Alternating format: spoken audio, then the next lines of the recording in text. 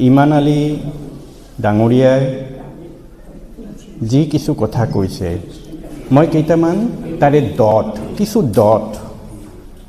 Dot Mising আছে, কিছু dot আছে যিবিলাক শুদ্ধ লাগে, সেইবিলাকৰে উল্লেখ কৰিম। এই যে এই ডটবোৰ আচলতে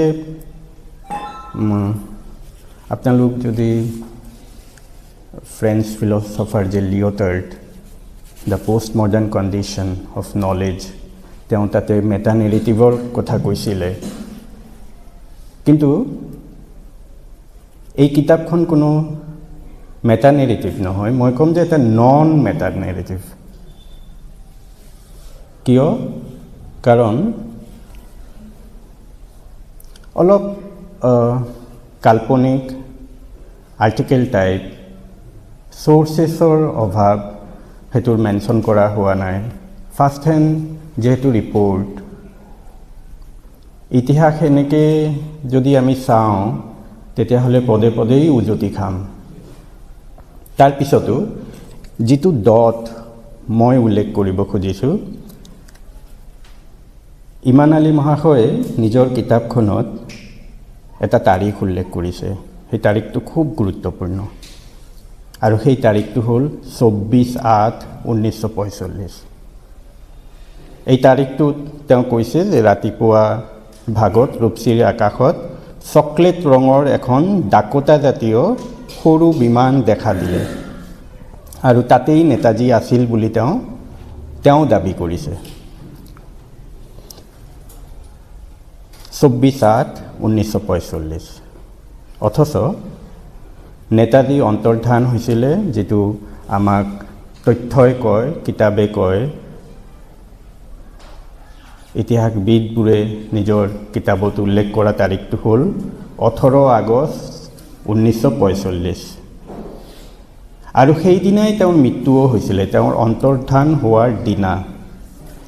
18 তাৰিখৰ পৰা 24 তাৰিখ, 6 দিনৰ অন্তৰাল। ইয়াত এটা ডট, মানে যি মিচিং ডটটোৰ কথা মই ক'ম, আপোনালোক চাওক যে টকিঅ' ৰেডিঅ' যেতিয়া এনাউন্সমেণ্ট কৰা হ'ল যে নেতাজীৰ মৃত্যু হৈছে, সেই তাৰিখটো আছিলে 23 আগষ্ট। টকিঅ'ই বা টকিঅ' চৰকাৰে এই এনাউন্সমেণ্টটো 5 দিন পিছত কৰিলে। কিয় কৰিলে? লগে লগে কৰিব পাৰিলেহেঁতেন যে নেতাজী নাই, কাৰণ আমাৰ কাৰণে, ভাৰতবাসীৰ কাৰণে এটা বিৰাট নিউজ এইটো। 5 দিন কিয় লগালে? আচ্ছা, এই 5 দিনৰ ভিতৰত এই 24 তাৰিখটো আহি যায়। এনেকুৱাওতো হ'ব পাৰে যে তাতে তেওঁৰ মৃত্যু হোৱাই নাছিল, তেওঁ সঁচি ইয়ালৈ আহিছিলে। মই কিন্তু এই যে ডট হ'বওতো পাৰে, যিহেতু আমি এক্সপ্ল'ৰ কৰা নাই, মানে তেওঁৰ এই টেক্সটটো পঢ়ি তেওঁ যেনেকৈ এনালাইচিছ কৰিছে, কিছু ঠাইত এনেকুৱা লাগে যে এই নেৰেটিভটোৰ এটা সত্যতা আছে। যিহেতু তেওঁ ইতিহাসবিদ নহয়, এই কথাটোৱে কোনো এষ্টাব্লিছড কোনো থিংকাৰে যদি লিখিলেহেঁতেন, সেইটো বেলেগ মাত্ৰা পালেহেঁতেন, ডিবেট হ'লহেঁতেন, আৰু নতুন এটা ইতিহাস হয়তোবা ৰচনা হ'লহেঁতেন। কিন্তু অখ্যাত এজন মানুহ ফাৰ্ষ্ট হেণ্ড কিছু ৰিপৰ্টৰ ওপৰত সম্পূৰ্ণখিনি কৰিলে। এতিয়া কথাটো হ'ল যে আমি কোনটো সত্য বুলি ধৰি ল'ম? তেওঁ কোৱা কথাটো সত্যনে? কাৰণ সত্য অসত্য পোষ্ট ট্ৰুথৰ যুগত যদিও সেইটো কোনো অৰ্থ নাথাকে, আমি যেনেকৈ ইণ্টাৰপ্ৰেট কৰিম সেনেকেই সঁচা হ'ব বা মিছা হ'ব। কিন্তু 1946 দ্য ফিগেষ্ট ৰিপৰ্ট, চানৱাছ কমিটিৰ ৰিপৰ্ট কৈছিলে যে বিমান দুৰ্ঘটনাতেই নেতাজীৰ মৃত্যু হৈছিলে, যিটো আমি ইমান দিনে জানো। খোছলা কমিশ্যনে উক্ত তথ্যটোকেই সঁচা বুলি পতিয়ন কৰিছিল। জাপানী চৰকাৰে 2016 চনত 2টা ৰিপৰ্টৰ আধাৰত উক্ত তথ্যটোকে সঁচা বুলি কৈছিলে। কিন্তু মুখাৰ্জী কমিশ্যনে কি কৰিলে 2005 সকলো তথ্যক অস্বীকাৰ কৰি নেতাজীৰ মৃত্যু বিমান দুৰ্ঘটনাত হোৱা নাছিল বুলি কৈছে। এই যে ডট তেওঁতো সেইটোৱে কৈছে ইমান আলীয়ে। ক'ৰবাততো কিবা এটা আছে, এই ৰহস্য কিবা এটাতো আছে যিটো আমাক হয়তোবা অনাগত বহু সময় আৰু লাগি যাব এই তথ্যটো উদ্ঘাটন কৰিবলৈ। যিটো লিখা হৈছে সেইটোকেই যদি সঁচা বুলি কওঁ তেনেহ'লে ইমান আলীয়ে কেনেকৈ লিখিলে আৰু তেওঁৰ যিবিলাক ডেছক্ৰিপশ্যন সেইবিলাক কিন্তু এজন ধৰি লওক মই যদি ইচ্ছা কৰোঁ মই ইমান ডিটেইলি লিখিব নোৱাৰিম বিমানৰ কথা, তাৰপিছত আৰু কিছু ডিটেইলিং যিবিলাক মানুহে দেখিছে সেইবিলাক সেই মানুহবোৰেই হয়তোবা লিখিব পাৰিব। আৰু সেইকাৰণে যেতিয়া পঢ়োঁ নহয় তেতিয়া বাৰে বাৰে পতিয়ন যাওঁ যে তেওঁ বোধহয় সঁচা কৈছে। কিন্তু আমাৰ ওচৰত এটা মেটা নেৰেটিভ এটা আছে নেতাজীক লৈ পেলাই, যিয়ে আমাক বাউণ্ড কৰে, বাৰে বাৰে আমাৰ ওপৰত চাপ দিয়ে যে নহয় তই বিশ্বাস নকৰিবি, কাৰণ তেওঁতো অখ্যাত এজন মানুহ, তেওঁ লিখাটোকে আমি কেনেকৈ সত্য বুলি ধৰি ল'ম। এতিয়া কথাটো হ'ল যে তেওঁৰ ফেমিলিৰ দুগৰাকী মানুহ, নেতাজীৰ পত্নী এমিলি আৰু নেতাজীৰ জীয়ৰী অনিতা। নেতাজীৰ ছোৱালীৰ জন্ম হৈছিলে 29 নৱেম্বৰ 1942। 3 বছৰ পিছত নেতাজীৰ মৃত্যু। নেতাজীৰ যে ছোৱালীজনী অনিতা, তাই ৰিচেণ্ট নিজৰ ইণ্টাৰভিউত কৈছে, কাৰণ নেতাজীক লৈ পেলাই যেতিয়াই চৰকাৰ আৰু একো বিষয় নাপায় নেতাজী এটা বিষয় হৈ উঠে। বেংগলততো বাৰুকৈয়ে উঠে। তেওঁলোক আকৌ ঘৰৰ সদস্য এই দুজনীৰ ভিতৰত তেওঁৰ ছোৱালীজনী, আৰু তেওঁৰ ছোৱালীজনী কোনো সাধাৰণ নাৰী নহয়, তেওঁ জাৰ্মানীৰ অৰ্থনীতিবিদ এজন, professor of emeritus, university of অক্সফৰ্ডত তেওঁ চাকৰি কৰি আছে। তেওঁ কৈছিলে, তেওঁ দুটা কথা কৈছিলে, যদি আপোনালোকৰ ইমান সন্দেহ নেতাজীৰ মৃত্যুক লৈ পেলাই তেনেহ'লে DNA টেষ্ট হ'ব লাগে। তেওঁ কিয় কৈছে? তেওঁ যদি পতিয়ন গৈছে যে মোৰ দেউতাৰ ঠিক আছে, এটা আৰু চাওক, আৰু এটা কথা যে যি নেৰেটিভটো আমাৰ ওচৰত আছে নেতাজীক লৈ পেলাই যে নেতাজী এনেকৈ মৰিছে, আৰু ৰূপসীৰ নিচিনা এটা ঠাইত, ইমান অখ্যাত এটা ঠাইত ৰূপসীত মৰিলে বা অন্তৰ্ধান হ'লে সেই যে গ্লেমাৰ, যিটো এটা গ্লেমাৰ, এটা টেক্সটৰ যিটো গ্লেমাৰ, সেইটো নোহোৱা হয়।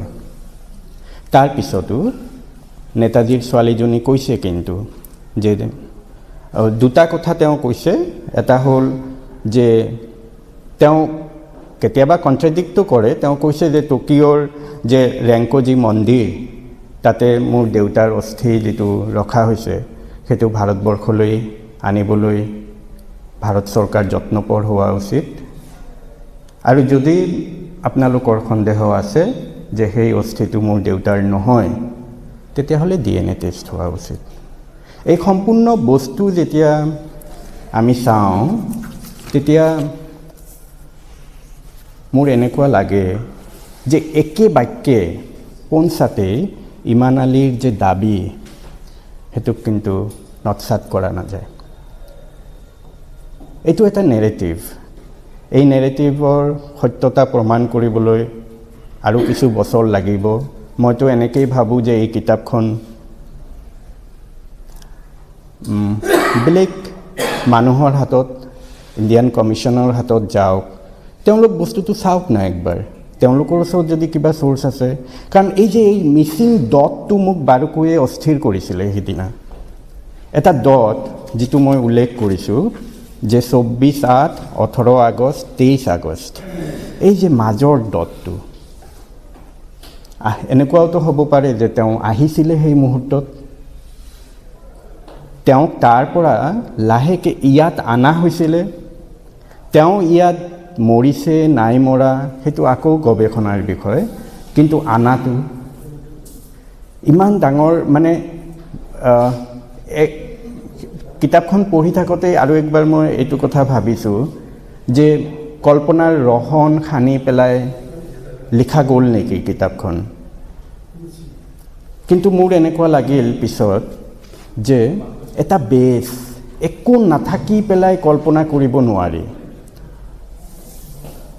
মানে কিতাপখন লিখোঁতে তেওঁ কল্পনাৰ সহায় লৈছে, কিন্তু এটাতো বেছ আছে, সেই বেছটো কি সেইটো উদ্ধাৰ কৰিবলৈ হয়তোবা আৰু কিছু মানুহৰ দৰকাৰ, যিসকলে এই বিষয়টো খুব ভালকৈ চালি জাৰি চাব বা পঢ়া শুনা কৰিছে। কাৰণ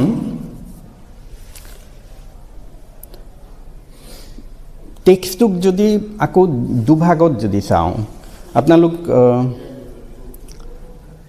জানে যে উইনছেট আৰু মুৰে আমাৰ লিটাৰেৰী ক্ৰিটিক, তেওঁলোকে কৈছিলে যে টেক্সট এটা কেনেকৈ চাব লাগে, আৰু তেওঁলোক দুটা ফেলাচিৰ কথা কৈছিলে, এটা হ'ল ইণ্টেনশ্যনেল ফেলাচি আৰু এটা হ'ল এফেক্টিভ ফেলাচি। ইণ্টেনশ্যনেল ফেলাচিৰ কাম হ'ল যে আমি টেক্সট এটা লিখকৰ ইণ্টেনশ্যনটো কি সেইটোত যাম বা সেইটোত পতিয়ন যাম আৰু সেইটো সত্য বুলি দাবী কৰিম। আৰু এফেক্টিভ ফেলাচিটো হ'ল যে কিতাপখনে আমাক ইফেক্ট কৰিব, আমাৰ ইম'শ্যনটোক আমাক আৱেগিক কৰি দিব, এণ্ড দেন আমি এটা সিদ্ধান্তত উপনীত হ'ম।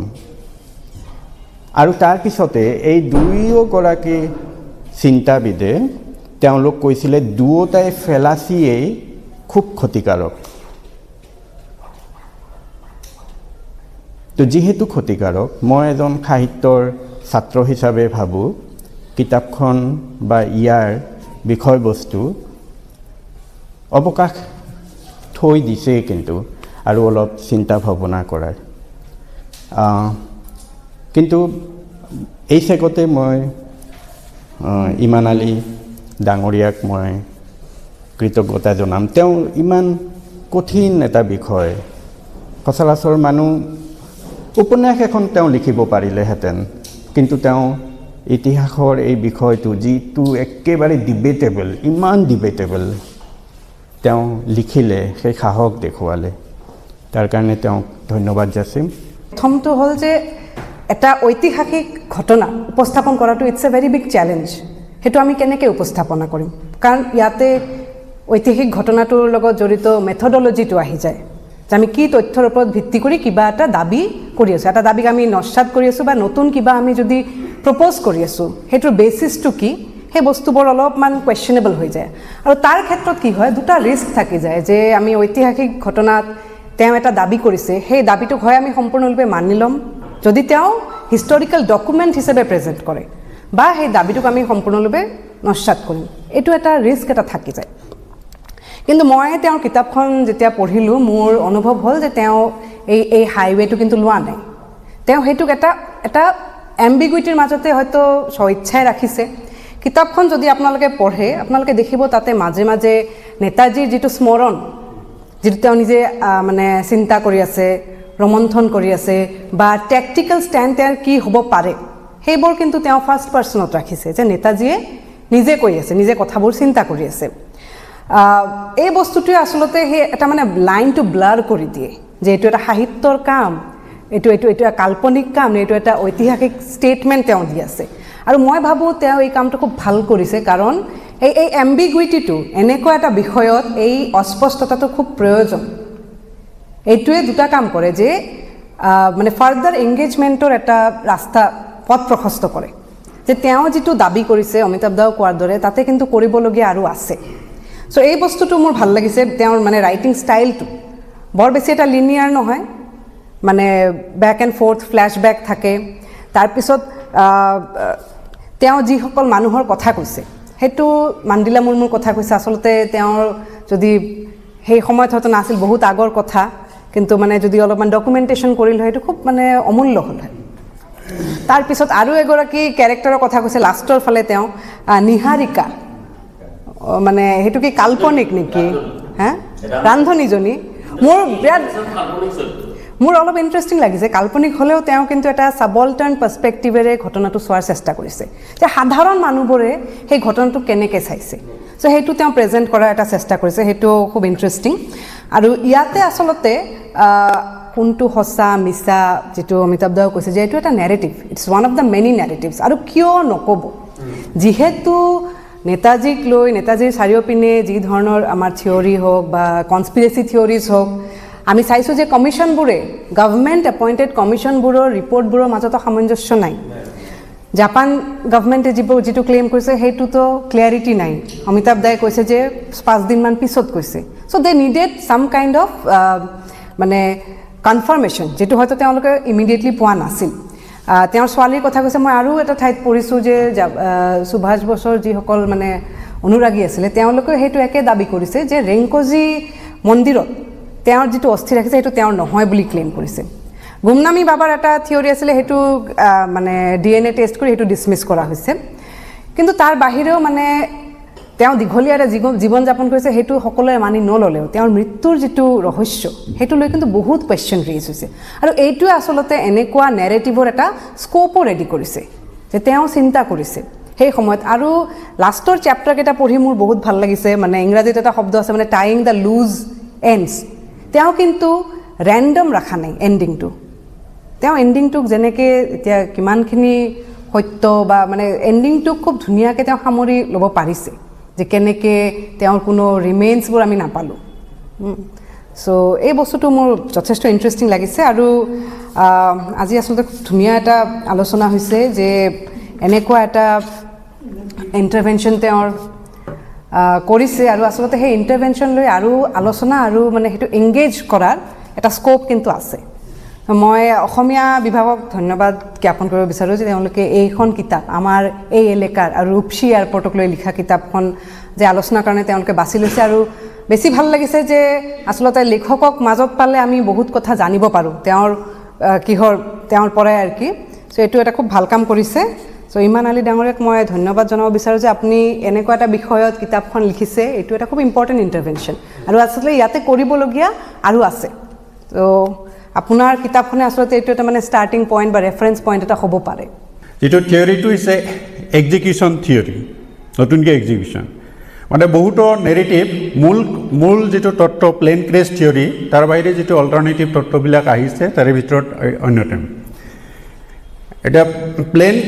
এতিয়া যিসকল গ্ৰহণযোগ্যতাৰ ভিতৰত আই উইটনেছৰ ফালৰ পৰা এভিডেন্স বা বিভিন্ন গভৰ্ণমেণ্টত ৰাছিয়া জাপান ইংলেণ্ড ক্লাছিফাইড ডকুমেণ্টবিলাক ষ্টাডি কৰি যিটো কনক্লুশ্যনত আহিছে প্লেন ক্ৰেছ থিয়ৰিতে গ্ৰহণযোগ্যতা বুলি বহুতে বক্তব্য কৰিছে তাৰে অল্টাৰনেটিভ থিয়ৰি হৈছে এক্সিকিউশ্যন অলপতে এটা এক্সিকিউশ্যন থিয়ৰিটো কোৱা হৈছে যে ৰাছিয়াত এক্সিকিউশ্যন কৰা হৈছে আৰু আজি নতুনকৈ পালোঁ যে ৰূপসীত এক্সিকিউশ্যন কৰা হৈছে এইটো তাৰপিছত বাকীটো ক'লে বাকীবিলাকত নস্যাৎ কৰা হ'ল DNA টেষ্ট বুলি প্ৰমাণ কৰা হ'ল এই যিটো বাবাৰ যিটো ছাৰ্ভাইভেল থিয়ৰিটো প্লেন ক্ৰেছ থিয়ৰিটোৱে ইষ্টাব্লিছ হ'লেহেঁতেন নতুন বিতৰ্ক সৃষ্টি নহ'লেহেঁতেন যদি তিনিটা বস্তু তেতিয়াই একেলগে হ'লেহেঁতেন আধৰুৱা হৈ থাকিল এটা হৈছে সেইটো সময়ৰ হস্পিটেলৰ ফটোগ্ৰাফী বা DNA টেষ্ট যদি হ'লেহেঁতেন তেতিয়া সম্পূৰ্ণ বিতৰ্কটো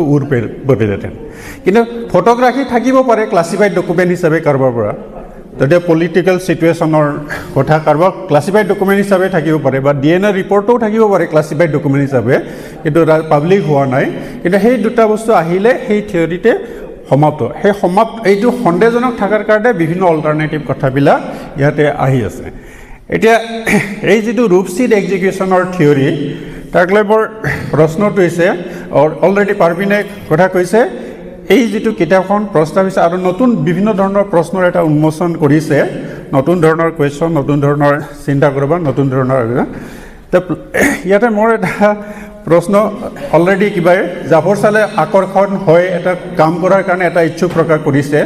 মোৰ এটা প্ৰশ্নটো হৈছে যে এই ৰূপসী এয়াৰপৰ্টটো নেতাজীয়ে বাছি লোৱাৰ যুক্তিযুক্ততাত মোৰ এটা প্ৰশ্ন হৈছে। প্ৰশ্নটো কেনেকুৱা, তেতিয়া এয়াৰৱেটো এক্সিট আৰু এলাইট, সেই ৰূপসী এয়াৰপৰ্টটো যিহেতু দ্বিতীয় বিশ্বযুদ্ধৰ সৃষ্টি এলাইট পাৱাৰৰ দখলত আছিল, আমেৰিকা আৰু ইংলেণ্ডৰ সৈন্যৰ দখলত আছিল এইটো। গতিকে এই এলাইট পাৱাৰত কিবা যে ৰূপসীয়ে অৱতৰণ কৰিব সেইটো এটা কুৱেশ্যনগত, কাৰণ তেতিয়া যুদ্ধৰ সময়ত যিটো এয়াৰৱে নিজা নিজা এক্সিট পাৱাৰৰ এয়াৰৱেটো ৰুটটো বেলেগ, তাৰপিছত এলাইট পাৱাৰৰ এয়াৰৱেটো ৰুটটো বেলেগ, আৰু যিটো ডেষ্টিনেশ্যন আছিল ফাইনেল মানচুৰিয়া বা টকিঅ' হওক, যদি ৰূপসী টাৰ্গেট আছিল সুভাষ চন্দ্ৰ বসুজীৰ ৰূপসীত এয়াৰফলিং কৰি বা সেইটো লাইনেদি গৈ তেতিয়াহ'লে চাইনা পাৰ হৈ মানচুৰিয়া পাব লাগে। চাইনাটো কিন্তু কিহৰ আছিলে, এলাইট পাৱাৰৰ অন্তৰ্ভুক্ত। গতিকে মই ভাবোঁ তাৰমানে সেই সিদ্ধান্তটো ল'লেহেঁতেনে ৰূপসীয়ে, যিটো এয়াৰবেছটো, যিটো এয়াৰপৰ্টটো এলাইট পাৱাৰৰ দখলত আছিল। গতিকে এই প্ৰশ্নবিলাক যদি পিছত গৱেষণাৰ প্ৰশ্ন হিচাপে থাকিব বা সেই প্ৰশ্নবিলাক যদি উত্তৰ সংযোগ কৰিব পাৰে তেতিয়া অলপ মানে গ্ৰহণযোগ্যতাটো বেছি আহিব যেন মই ভাবোঁ। আমি তিনিজন পেনেলিষ্টৰ বক্তব্য শুনিলোঁ। ডিএনএ টেষ্টৰ কথাটো আহিছে, বুদ্ধদেৱ কুসুমাত্ৰীয়ে ডিএনএ টেষ্টৰ কথাটো আহিছে। চ' ইন 1974 যেতিয়া মুখাৰ্জী কমিশ্যন হ'ল, মুখাৰ্জী কমিশ্যনৰ এটা প্ৰধান উদ্দেশ্য আছিল ডিএনএ টেষ্ট।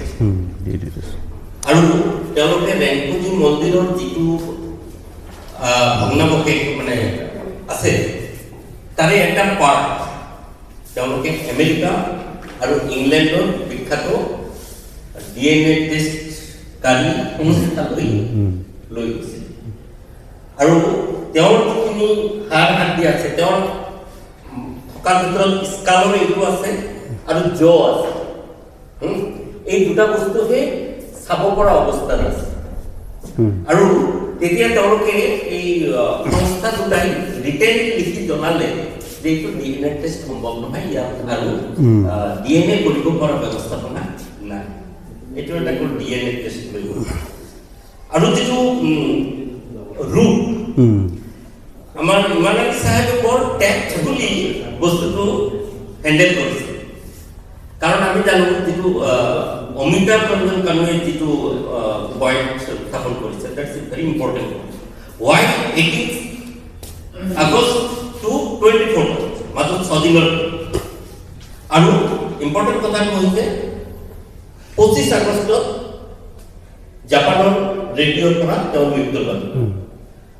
এতিয়া আৰু এটা থিয়ৰী আছে, যিটো থিয়ৰী তাই হাকুৰ দুটা লোকেল বেচৰকাৰী পত্ৰিকা 19 আগষ্টত তেওঁৰ মৃত্যু বাতৰি কৰিছে, কিন্তু জাপান চৰকাৰে 23 আগষ্টত তেওঁৰ মৃত্যু বাতৰিটো দিল। এতিয়া যদিহে নেতাজী সুভাষ চন্দ্ৰ বসুৱে ৰাছিয়ালৈ যোৱাৰ পৰিকল্পনা কৰিছিল আৰু তেওঁৰ ঘনিষ্ঠ সহযোগীসকলেও এই বিষয়টো নজনাটো তেওঁ বিচাৰিছিল, গতিকে তাই হাকু, ভিয়েটনাম, মাঞ্চুৰিয়া এই গোটেইখিনি অঞ্চলত তেওঁৰ বিমানখন কেইবাবাৰো বিমান সলাই সলাই তেওঁ শ্বৰ্ট ট্ৰেভেল কৰিছে। এটা পক্ষৰ আৰু এই শ্বৰ্ট ট্ৰেভেল কৰোঁতে জাপান চৰকাৰে তেওঁলৈ দিয়া 12জনীয়া বহনক্ষম যিখন বিমান তেওঁ সেইখনো নল'লে, আৰু যিটো বিমান তেওঁৰ এক্সিডেণ্ট হোৱা বুলি কোৱা হয় সেইটোতো তেওঁ ভ্ৰমণ কৰে। তেওঁ এইবাৰ ভ্ৰমণ কৰিলে বিশুব লামা নামৰ যিজন বেচৰকাৰী বৈমানিক, তেওঁ বিমান ভাড়া কৰে। তেওঁ তজৰ লগত যোগাযোগ আৰু তজৈ দিয়া তেওঁৰ সেনাধ্যক্ষৰ জৰিয়তে বিশুব লামাৰ সৈতে যোগাযোগ, আৰু বিশুব লামাই তেওঁ যিটো ডাকোটা বিমান কি কালাৰ আছিল চকলেট কালাৰৰ যিটো ডকুমেণ্ট সেইটো এটা ভাড়া। এতিয়া মই সেইদিনা এইটো এই বুদ্ধৰ কথাটো জিঅ'গ্ৰাফিকেল প্ৰক্সিমিটি বুলি এটা কথা থাকে। তো মই ৱৰ্ল্ড মেপটো মেলি চালোঁ, আমি তিনিজনে চাই, মই কৃষ্ণা আৰু নিকুমণি চাই চালোঁ যে যদিহে তেওঁ দাইহাটুৰ পৰা যদি ওলায় তেতিয়াহ'লে তেওঁৰ তিব্বতটো তেওঁৰ টাৰ্গেট হ'বই পাৰে। ইণ্টাৰেষ্টিংলি তেতিয়া বিশ্বযুদ্ধ শেষ হৈছিল, গতিকে নেতাজী সুভাষ চন্দ্ৰ বসু গৌৰীপুৰ যায়, কাৰণ তেওঁ গৌৰীপুৰত আহিছে, ডুবুৰীত আহিছে। বিশ্বকৰ্মা লিখকে কোৱা মতে বিশ্বকৰ্মাই কেইবাবাৰো ৰুপচি এয়াৰপৰ্টত অৱতৰণ কৰিছিল মালবাহী জাহাজ লৈ। গতিকে এই যিটো বিশ্বযুদ্ধৰ সময়ত যিটো ইয়াৰ ৰূপ লৈ যিটো দখল এক্সিছ পাৱাৰ এণ্ড এলাইড পাৱাৰৰ মাজত, গতিকে তেতিয়া সেইটো হয়তো অলৰেডি ডিমিনিশ্ব হৈছে। নহয়, সেইটো বিশ্বযুদ্ধ ফৰ্মেলি শেষ হৈছে ছেপ্টেম্বৰত, মৃত্যু হৈছে 18 আগষ্টত, ছেপ্টেম্বৰ 1925। তাৰমানে দখলত আছিলে। এইটো পক্ষত প্ৰায় তেওঁ কিতাপখনৰ মতে তেওঁলোকে ছদ্মবেশত আছিল তেতিয়া, আচ্ছা, আৰু বিজনেছমেন হিচাপে সেই কথাটো টাইৱানৰ বিজনেছমেন হিচাপে তিনিজন মানুহ আছিল। আচ্ছা, আচ্ছা। ছেম হাইট চাইট ৰাখিছিলে, মানে যাতে ধৰা নাপায়। পিছত বোলে মানে যিবোৰ মানুহে মানে বডিৰ মেজাৰমেণ্ট লয় সেইটো ফিংগাৰপ্ৰিণ্ট সেইবোৰ চাইহে তেওঁক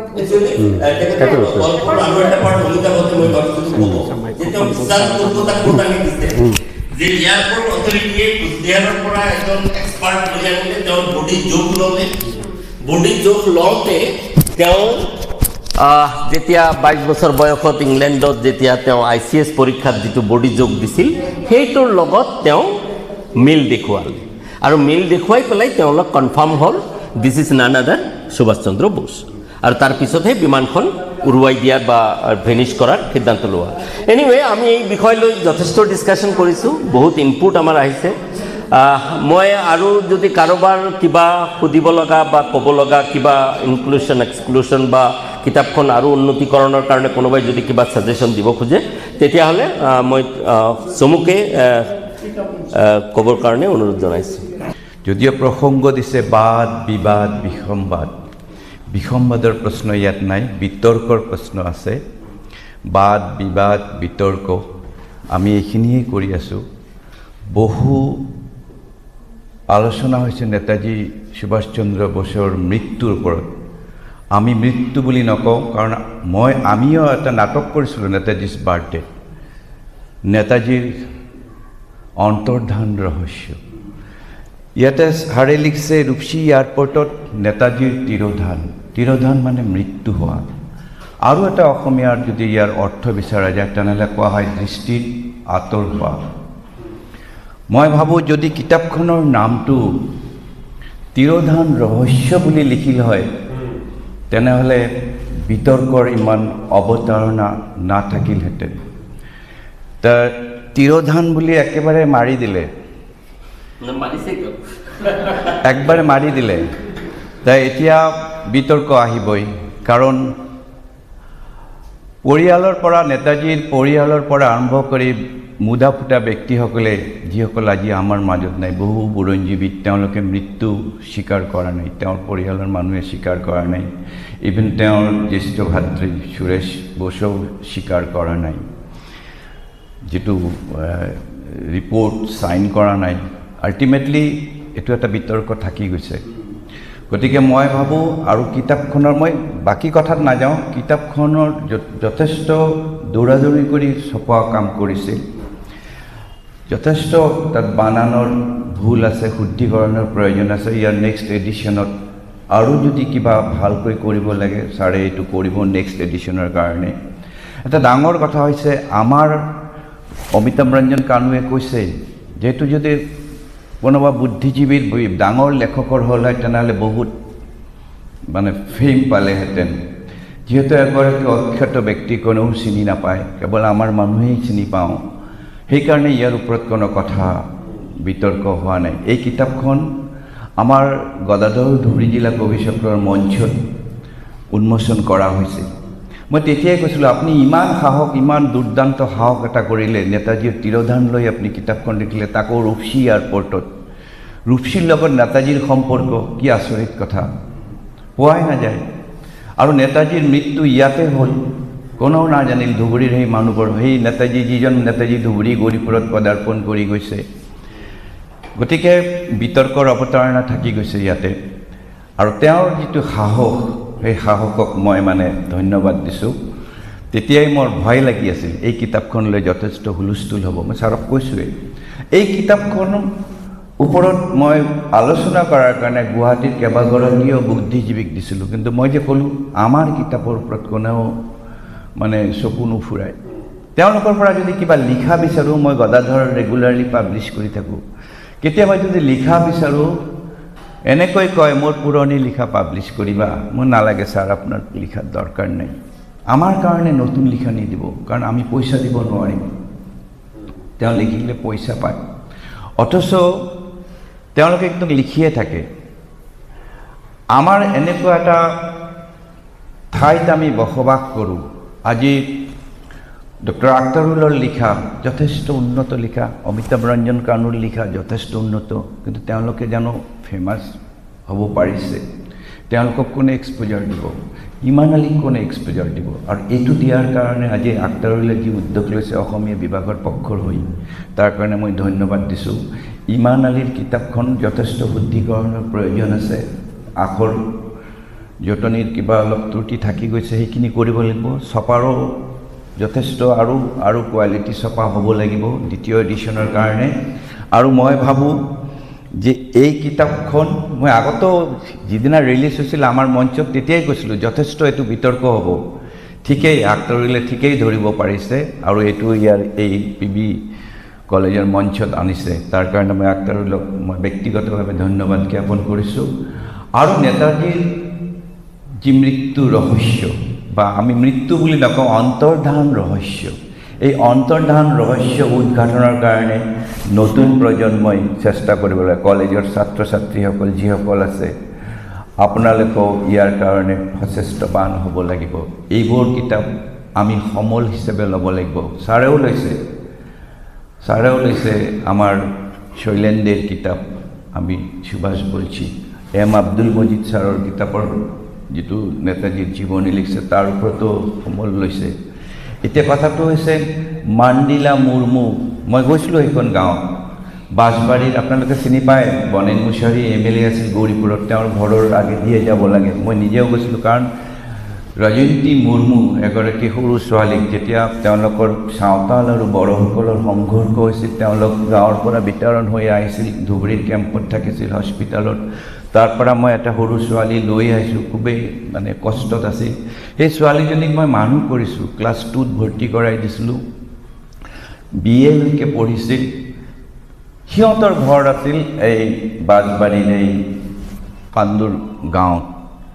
মই সেই গাঁৱত গৈছিলোঁ, অনা নিয়া কৰাৰ ক্ষেত্ৰত মাজে মাজে লৈ যাওঁ ছোৱালীজনীক। পিছত বিয়া দিলে তাৰ মাকে। তাৰমানে চাওতাল মানুহবিলাক কি হৈছে, তেওঁলোক শিক্ষা দীক্ষাৰ ক্ষেত্ৰত খুবেই পিছপৰা, যথেষ্ট কষ্ট কৰে। আৰু তেতিয়াৰ দিনত মাণ্ডিলা মুৰ্মু এজন বিশেষ শিক্ষিত মানুহ নাছিল। বাঁশবাৰী হাইস্কুল স্বাধীনতাৰ পাছত হোৱা মই জনাত। এতিয়া তাত 2-এটা LP স্কুল আছিল ঠিকেই, কিন্তু তেনেকুৱাকৈ সাঁওতালসকলে যে পঢ়া শুনা কৰিছিল নাজানো। তাত বড়োসকলে মেইনলি বড়ো অধ্যুষিত অঞ্চল, এইটো বড়োসকলে পঢ়া শুনা কৰিছিল। কিন্তু কথাটো হৈছে, মই যেতিয়া মান্দুৰ গাঁৱত গৈছিলোঁ, তাত মই মাণ্ডিলা মুৰ্মুৰ সন্ধান বিচাৰিছিলোঁ, নাই, তেওঁলোকে ক'ব নোৱাৰে। বহুতেই কয় আছিল, বুঢ়া মানুহ, এতিয়া সেই বুঢ়া মানুহবোৰো নাই, আজি 20 বছৰ আগৰ কথা। আৰু তেতিয়া তাৰ মানুহ, মই কৈছোঁ প্ৰমিনেণ্ট মানুহ কোন আছে ইয়াতে? গাঁওবুঢ়া আছিলে, ৰজন্তী মুৰ্মুৰ বাপেকে আছিল গাঁওবুঢ়া, পিছত তেওঁ মৰি গ'ল মানুহটো। গতিকে পিছলৈ যেতিয়া মই মাণ্ডিলা মুৰ্মুৰ খবৰ কৰিবলৈ গৈছিলোঁ, 23 চনত গৈছিলোঁ, কিন্তু তেওঁলোকে ঠিক সঠিককৈ উত্তৰ দিব পাৰে, তেওঁৰ বংশ পৰিয়াল, তাৰো কোনো মানে হদিছ পোৱা নাছিলোঁ। যিয়েই নহওক, মাণ্ডিলা মুৰ্মু মূল ভিত্তি হৈছে এইখন কিতাপ লিখাৰ ছাৰৰ যিটো। আৰু ছাৰে কৈছে 1968তেই তেওঁ BA পাছ কৰি এয়াৰপৰ্ট চাব গৈছিল, তাৰ যি তেওঁক পালে লগা কথা হ'ল। তাৰপিছত আৰু দুবাৰো গৈছে, এবাৰ বাঁশবাৰী বজাৰত লগ পাই কথা হৈছে, এবাৰ তেওঁৰ ঘৰত গৈছে। মাণ্ডিলা মুৰ্মু ভয় খাইছিল, এইবোৰ কথা ৰহস্য উদ্ঘাটন কৰিব, তেতিয়া ভয় পাইছিল, এইবোৰ কথা ক'বলৈ টান পাইছিল তেখেতে। ছাৰে মোক কৈছে, এইবোৰ বৰ্ণনা কৰিছে। পিছত তেওঁৰ লগত মাণ্ডিলা মুৰ্মুৰ ঘৰত জনে লৈ গৈছিল 5জনমান মানুহ বাঁশবাৰী বজাৰৰ পৰা এই পাণ্ডুন গাঁৱত। মাণ্ডিলা মুৰ্মুই সিহঁতৰ আগত কথা কোৱা নাছিল। ছাৰক লৈ গৈ পথাৰত লৈ গৈছিল, গছৰ তলত মানে এটা বেঞ্চত বহাই লৈ এই কথাবোৰ কৈছিল। এইবোৰ কথা মুখেৰে কোৱা কনভাৰ্চেশ্যন হৈছিল তেওঁৰ দুজনৰ মাজত। এইখিনিকে বেছ কৰি তেখেতে লিখিছে। যিয়েই নিলিখক, মই ভিতৰত যাব খোজা নাই, কিন্তু এটা অনন্য গ্ৰন্থ হিচাপে তেখেতে আমাক উপহাৰ দিছে। কিন্তু ইয়াৰ ওপৰত আৰু বিতৰ্ক হ'ব লাগে, আৰু আলোচনা হ'ব লাগে, আৰু ইয়াক যিমান পাৰোঁ আমি আৰু প্ৰকাশৰ পথত লৈ যাব লাগে। অসমৰ মানুহ জানক, ভাৰতৰ মানুহ জানক, বংগৰ মানুহ জানক, বহুতেই বহু পণ্ডিতেই কিতাপ লিখিছে, কিন্তু ৰূপসী এয়াৰপৰ্টত নেতাজীৰ অন্তৰ্ধান মানে তিৰোধান এক আচৰিত বিষয় এটা।